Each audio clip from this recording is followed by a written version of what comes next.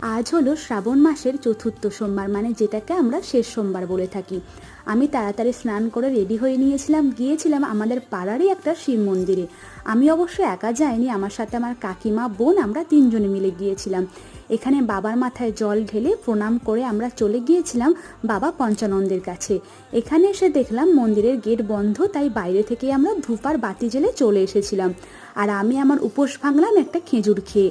তারপরে বাড়ি এসে দেখলাম মা এখানে বানিয়েছে নারকেল নাড়ু। আমাকে বলল ড্রেসটা চেঞ্জ করে আমাকে নাড়ুগুলোকে পাকিয়ে দে। তো আমি পাকিয়ে দিলাম নারকেলের নাড়ুগুলোকে। আর নাড়ু খেতে আমার যা ভালো লাগে। আমি যেহেতু সকাল থেকে না খেয়ে আসি, তাই একেবারে আমি লাঞ্চ করে নিলাম। আর তোমরা জানো আমি সোমবার দিনে ভাত খাই না, তাই আমি শ্যামাদানার খিচুড়ি আর পাঁপড় দিয়ে লাঞ্চটা সেরে সন্ধ্যার দিকে আমি আমার লাগেজ প্যাক করতে বসে গিয়েছিলাম, যেহেতু আগামীকাল সকালবেলায় আমাদেরকে প্রোগ্রামের উদ্দেশ্যে বেরিয়ে পড়তে হবে। আর ডিনারের জন্য বানিয়েছিলাম নিরামিষ আলু পনিরের সবজির। টাটা।